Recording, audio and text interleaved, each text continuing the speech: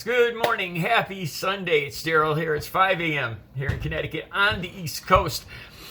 Okay, you guys know my routine. I've been up since about 2 a.m. Researching news stories.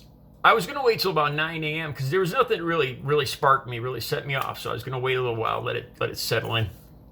And I started reading New York Post stories, and I found something I need to talk about.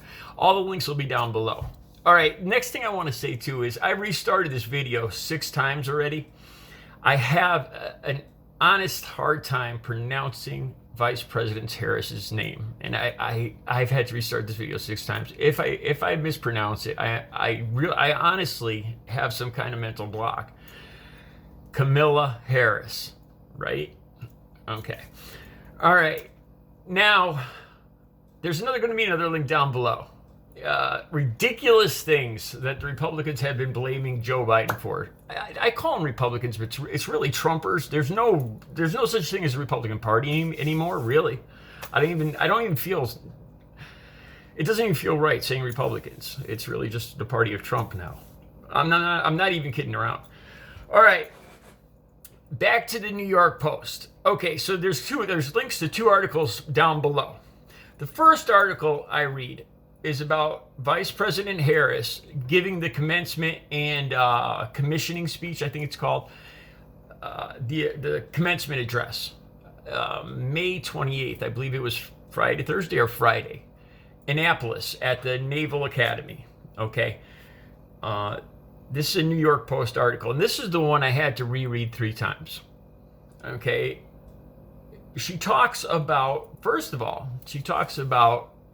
soldiers carrying solar panels.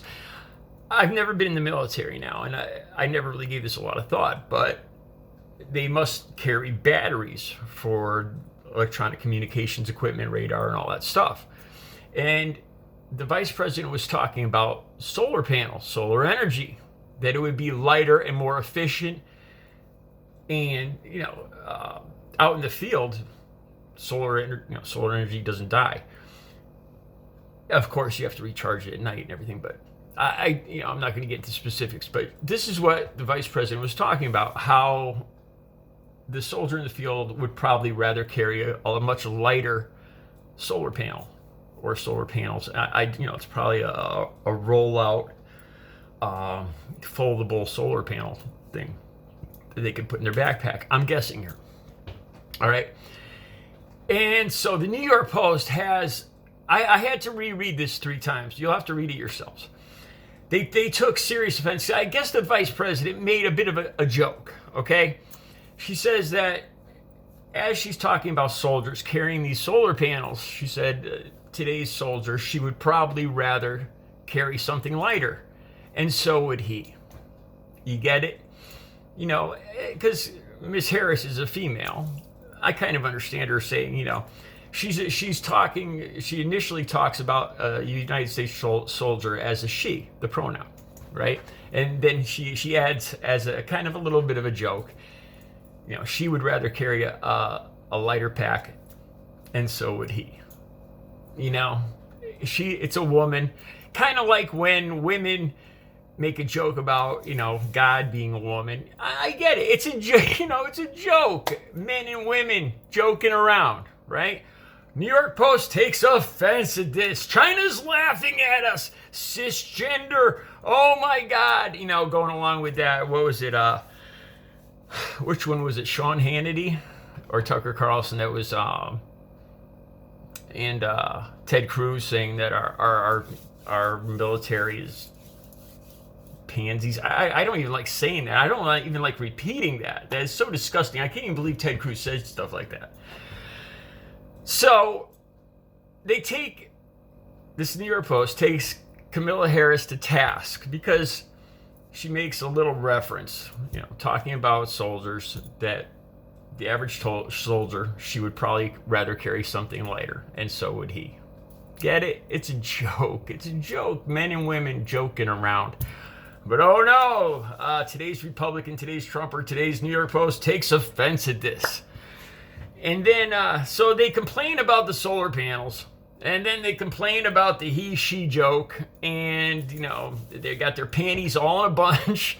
Go ahead, take me to task for that, and, okay, so this is the one article, and I had to reread this 3 times, because at the end of the article, they're talking about China's laughing at us because of this. Wow, exaggerating just a little bit here, making a story out of nothing, maybe. And it gets worse. It gets even worse. The next New York Post article, very next New York Post article, the Vice President Harris, on Thursday or Friday, this was Thursday or Friday, posts a picture of herself smiling. Hey, have a nice long Memorial Day weekend. Great. People getting out of work Thursday or Friday, have a nice smile. A picture of her smiling. Oh, they take such offense at this. Look at that sneer on her face. And she's disrespecting the fallen soldiers' Memorial Day. Seriously. All right.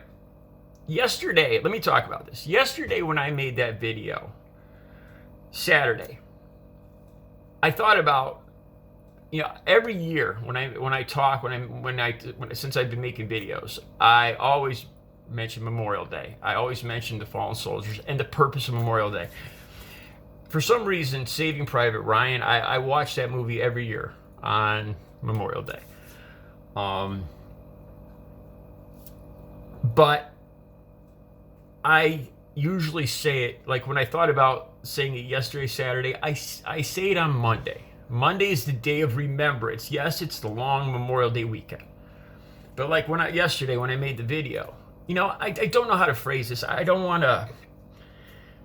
to seem patronizing, like I'm using it, the fallen soldiers. So, in my opinion, I wait till Monday, the proper day, the day of remembrance for soldiers, Memorial Day. Me personally, I don't feel the need to talk about the fallen soldiers Friday, Saturday, Sunday, and Monday. This is just my opinion on this. Like I said, because I thought about this yesterday when I made my video, and I said Happy Memorial Day weekend. I did think about this, mention about the reason for the weekend, but like I said, I gave it some thought, and I don't want to seem like I don't know what the correct word is, like patronizing. Just using it. I'd rather just, on the day of remembrance, talk about it on that day and pay my respect. To me, it has more power that way, instead of just spreading it out and sprinkling it Thursday, Friday, Saturday. I'm being respectful, but this is my honest opinion. So they take Kamala Harris to task. Because because of what she didn't say. Because Thursday or Friday she said have a happy long Memorial Day weekend, and they flip out. There's actually Trump supporting. I assume they're Trump supporting parents of fallen soldiers that were so offended by this. How dare you? I think about my lost son or daughter on this weekend, and they had a problem with her picture. This was a tweet. All right, so to sum it up, New York Post, one article takes extreme offense because before the Memorial Day weekend even started, the vice president puts a smiling picture of herself. Hey, have a fun long Memorial Day weekend before the actual Memorial Day. And she didn't mention the soldiers. Oh my God, she didn't mention the soldiers. Disrespect.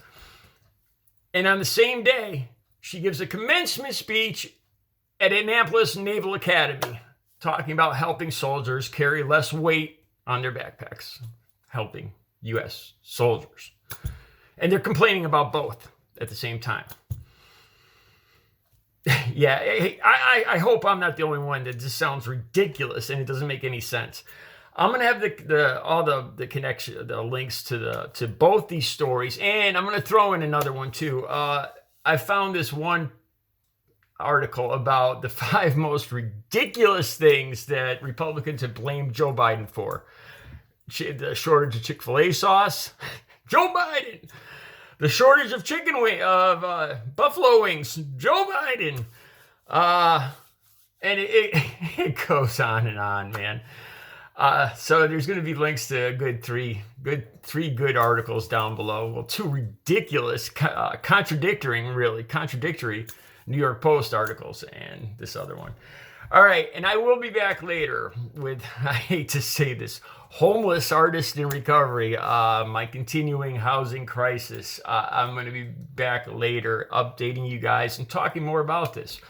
I gave this some thought yesterday, and I've actually become a story, my own story in the economy and what's happening, not the economy really, but in the housing situation in America post COVID-19. And with the change in, like I said, I think it's called the paradigm of where people are working and moving and all that, and it's a big change in America, and it's affecting me, and from your comments, it's affecting a lot of you too. So I'm going to be back later with a video on that. You guys have a great Sunday.